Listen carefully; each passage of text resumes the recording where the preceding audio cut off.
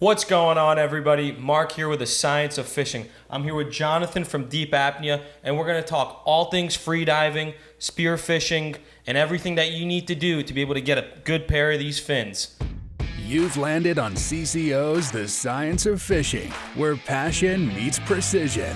Hold on tight as we dive in. But before we do, we would like to thank Sea Mule and Black Reef Co. for sponsoring this episode. What's going on, Jonathan? How you doing today? Good, man. How are you? Thanks for the opportunity and having me here. Really appreciate that. Absolutely, man. Absolutely. So, Deep Apnea, it's such a cool name. Your fins look amazing, man. You know, I know you just took over the company a few years ago, right? About 2 years ago, to be exact. Okay. So, how did you come to acquire this? What was the story behind that between you now being the face of Deep Apnea? Wow. Long story short, I used to work at a dive shop where I used to sell tons of gear, and one of my biggest necessities on the water is a nice set of fins. Trying out all the other different ones on the market and everything, I always fell in love with Deep Apnea and saw, I always came back around to Deep Apnea, and I made a good relationship with the prior owner and everything. And one day I called him up for a new set of fins, and he tells me, "We're closed, no more Deep Apnea." I was like, no way, man. So, obviously with the good relationship I had with him, I kept touching base with him, see if he would sell me the company. And I finally got him to sell it to me about 3 months into conversations with him. And ever since that, it's been a bunch of trial and error, pumping out, getting back into all the dive shops, and picking back up into the industry. It's been a roller coaster, that's for sure. I'm sure, man. I'm sure. I mean, these Deep Apnea has been around for how long? About almost 13 years now. Wow, yeah. So you guys have really solidified your foot in the space, and then it almost went away. Almost. But Couldn't let that happen. You, man. Couldn't let that happen. Yeah. So how did you come to meet the owner of Deep Apnea? You were telling me a little bit earlier about, you were working at Austin's, but... Yep, working at Austin's. He used to come in all the time to deliver orders, and we just made a good relationship there. I used to pump out, all types of gear tremendously. It's one of my dream hobbies all the time. So working closely with him, that's how we made a good relationship, started diving together, keeping a one-on-one relationship. And was the easiest way to come about it. That's awesome, dude. Appreciate it. So let's talk a little bit about the fins that we have on the table here, right? So you have so many different kinds, right? How many different lines do you have now? So right now we have 5 different blades that we have on the market, and we just finished releasing our sixth blade. Well, we're actually in the process of releasing it, okay. So you'd be one of the first to see it. Absolutely. Let's see it, man. Where's it at? Let's grab that over.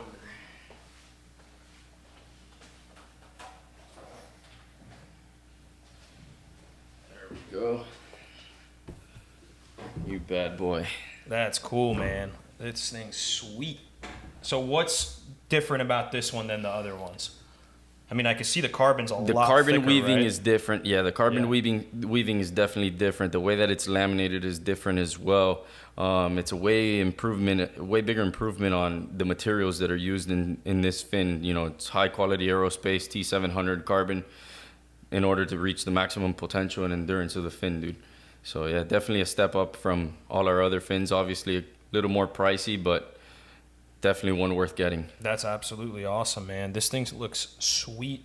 I know you guys have always been one of the top, manufacturers of these fins. Can you tell us a little bit about the manufacturing process? I know everything's made here, right? Everything is made from scratch in-house. We don't import anything from overseas. All the materials and components that go into building these fins are all from the US. Nothing comes from overseas. Whether it's our resin, it's made specifically for us by chemists in Fort Lauderdale. Our rails are designed specifically for us, actually right around the corner in Medley. Our carbon comes imported from Ohio. Nothing. Everything is just, from scratch, in-house, hand laminated, very rustic measures towards processing these fins. Yeah. We don't use any fancy technology or anything like that.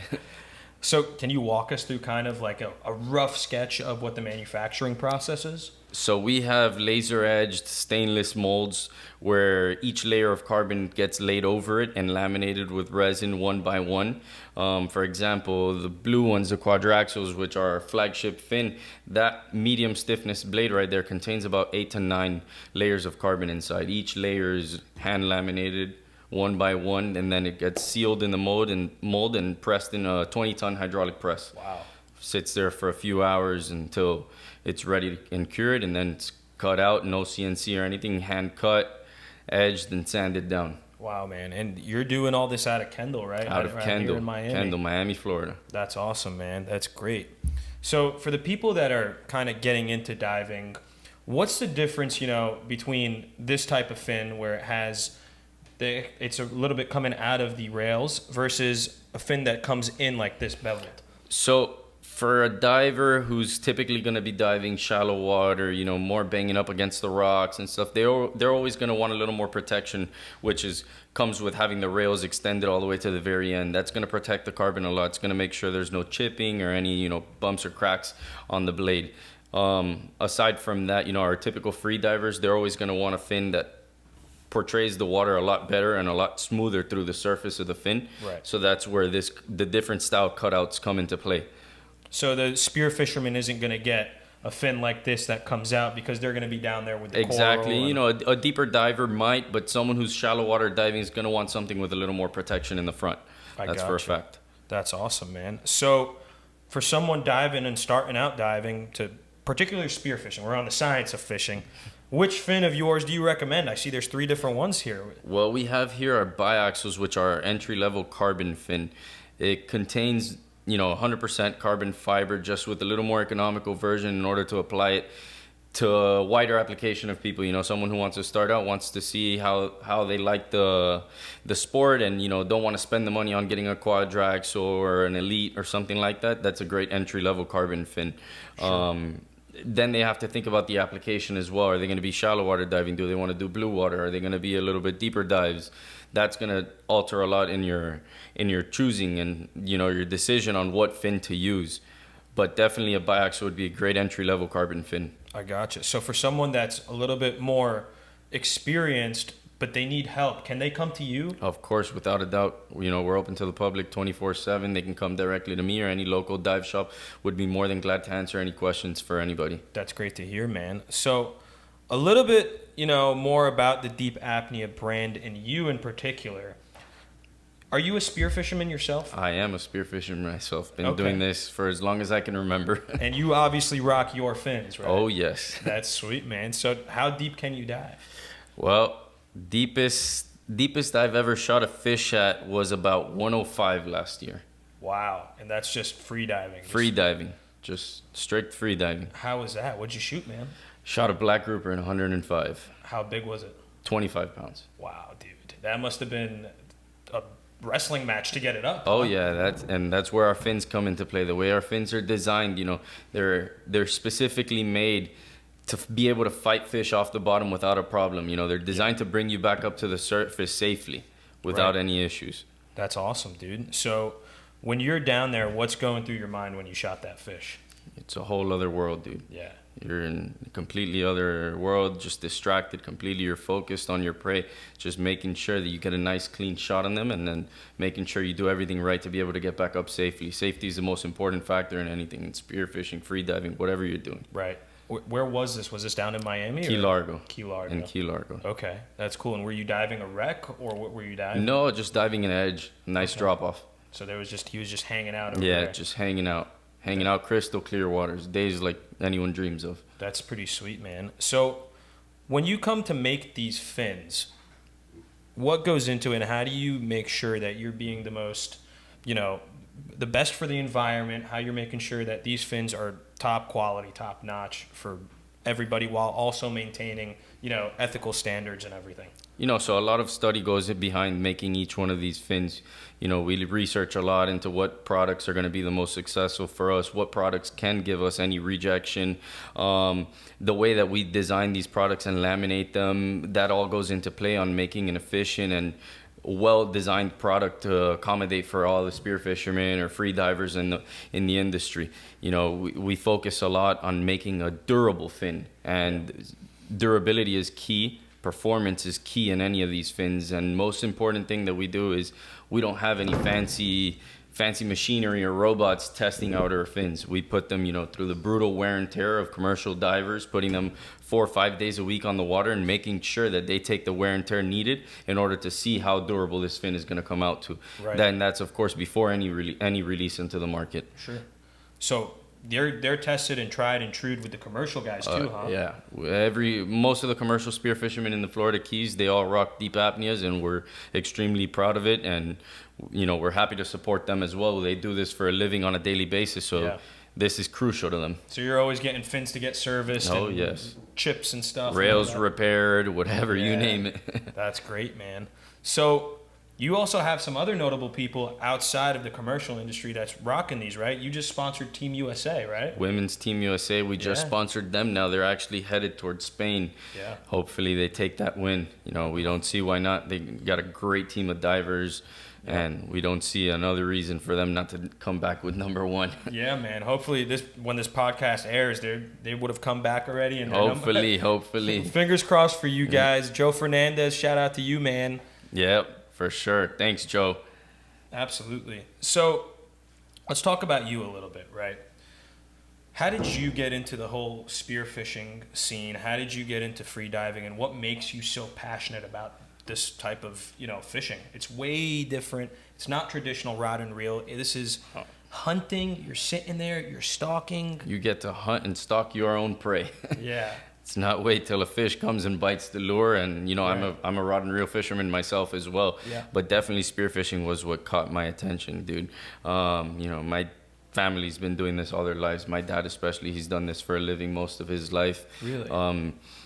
He put me in contact with the right people to teach me the best ways and the safest ways possible. And that's what drove me towards this. Owning Deep Apnea was not an investment for me. It was more of a dream come true. It was more of accomplishing another goal in my life. And I'm extremely happy with the outcome and can't wait to see what's headed towards us in the future. So it came about because you grew up around it. I grew up around it ever since I was born. While my mom had me in her stomach, she was out on a boat rocking with my dad. So Really, man? Yeah. That's sweet. So is your father a commercial diver? My father's a commercial diver and rod and reel fisherman as well. So I'm sure he rocks the Deep Apnea. Yes, sir. That's cool, man. In front of me, I have the Flushmaster by Seamule. This little device simplifies the process for flushing your engines. All it takes is 3 easy steps. Plug the hose into the device, plug the hoses from the device into your motors, and press on. That's all it takes to preserve the longevity of your motors, ensuring 100% clean water is running through them. So if you want to preserve your motors, go to seamule.com and go pick up a Flushmaster. When you pair a Deep Apnea fin, what kind of foot pockets do you want to look for? What are you really doing when you pair this type of fin to a foot pocket? So the industry has changed a lot when it comes to spearfishing. If you look 10 years back, foot pockets were always very heavy and bulky. It's changed a lot now. Most people want to look for something a lot lighter and more efficient for them on the water. Yeah. These are right in between. These are a set of Salvimar foot pockets, which is traditional, just like the hammerheads and the Rifes foot pockets. They're about the same thing. Yep. Aside from that, our fins are designed to mount for Bouchot foot pockets, any of these traditional ones, Setma, leader fin, whatever foot pocket it is, you name it, we're accustomed to mounting for them.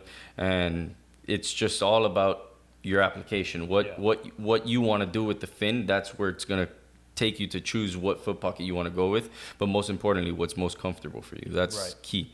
So can you kind of explain, you're the expert in, feet and fins, so what people probably don't understand, for the new listeners out there, they want to go buy a pair of fins and they want to match it with a foot pocket. What is the point of the foot pocket and the fin being separate? You see these scuba fins that are all in one. What is the purpose of this? If you can explain. The purpose of having a separate foot pocket. So first and foremost, if something were to ever happen to your blade, you're able to replace the blade without having to swap out your foot pocket. Once, let's say you break in your foot pocket, it is extremely comfortable for you, but you want to swap out and upgrade your blade from a plastic blade to a carbon blade, or from a carbon blade to a newer carbon blade, whatever the case is, you're able to do that without having to buy a whole new set of foot pockets. Yeah. You're able to keep the angle that our 28-degree angle that we use is, it makes you more efficient and streamlined on the water. And these individual foot pockets allow you to be able to mount on certain blades like that. Most importantly, they want to choose a foot pocket that fits them and it's the most comfortable for them. They got to think you're going to spend hours swimming. You know, you don't want something that's going to be too tight for you or too loose for you. It's going to give you blisters, cramp you up. That's extremely important. Are we going to see deep apnea go into the foot pocket realm? Oh, yes, hopefully. Yeah? Little by little. What else do you want to do with deep apnea, man? I mean, you guys have the fins. You've pretty much mastered them and you're expanding. You know, is there anything you can tell the public right now? We're trying our best, you know, to expand as much as possible. We want to be able to accommodate, you know, to everyone's desires, be able to fit all the applications that there are on the water. We eventually would like to expand a little bit to help out scuba divers as well, provide them with good gear. Not knocking any other companies, you know, there's great companies out there providing tons of great gear for them.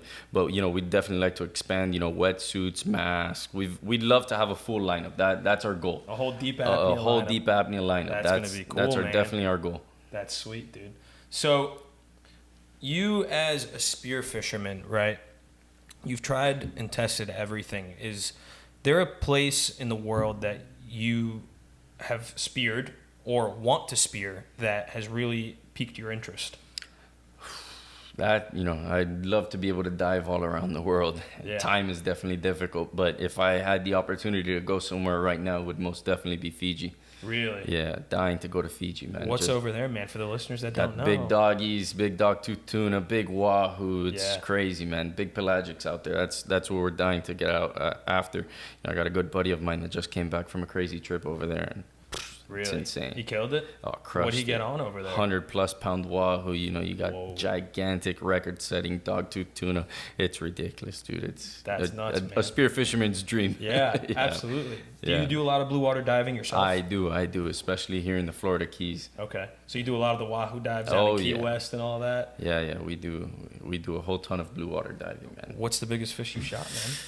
Last year, my personal best was 270 pounders in one day. 270 pounders in 1 week, actually. Wahoo? Yeah, 270 pound wahoo in 1 week, and then in 1 day, 6 of them by myself. 6. Yeah, Really? yeah, it's All right. great. It was an epic day. You got to tell us both stories, man. So the 270 pounders, what was the circumstances surrounding that? What were the conditions like? What's going through your head, man? Dream conditions, flat, calm day, not a single cloud in the sky. You know, the conditions that every spear fisherman desires when they're on the water. Yeah. First 70 pounder was actually in Marathon. We were diving off a wreck, and you know, just first thing in the morning, get a one solo wahoo come in. Looked a lot smaller than it actually was.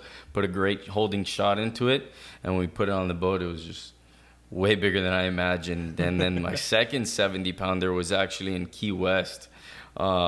Shot about a 30 pounder first, and then gave that one to my buddy on the boat.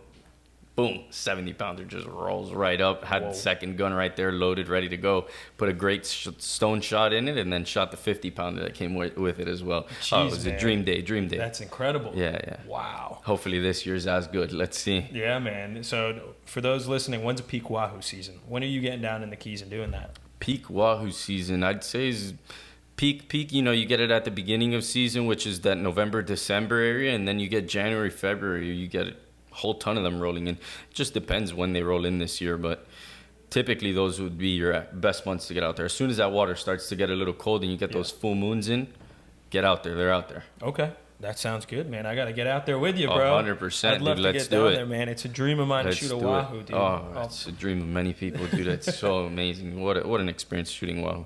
To me, it's one of the most insane fish on the water. It's probably exhilarating in that blue water. The adrenaline pumps like nothing else. Yeah. It's crazy. So blue water diving, you know, it probably freaks out a lot of people. A lot of people. Because you can't see the bottom, you can't see anything. And do you ever have encounters with sharks out there, blue water diving? Oh, yes. A lot of encounters with sharks.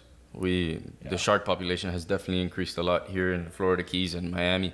Yeah. And, you know, you just got to You're always losing dive more- with a buddy. You're losing more fish. Oh, yeah. A lot more fish. I think that's something that's, you know, it's kind of taboo to talk about, but I'm out there riding reel fishing all the time, and Yeah, dude, then our you tuners are understand coming it up its very head. well. Yeah. Yeah, man. Yeah, rod and reel is definitely even affected even more. I mean, a lot of people have different point of views on the shark population. I have nothing against them. Obviously, they're crucial to our ecosystem. Yeah. But yes, there has definitely been a substantial increase on the shark population, and it's definitely affecting fishermen a whole lot, especially the commercial fishermen. Yeah. So before we get into the sharks and all that stuff, for blue water diving, people think about spearfishing. They think we're going down, we're going to shoot on a wreck, we're going to go spear on some coral on a reef. Blue water diving is a little bit different, right? Of course. Can you talk a little bit about how your setup is? Like, you don't just stop the boat in the middle of the ocean and be like, hey, we're going to start diving. No. So for blue water, it depends what you're after. I mean, obviously here in the Florida Keys and stuff, we don't get as much tuna as you would overseas, like Costa Rica, Panama, etc.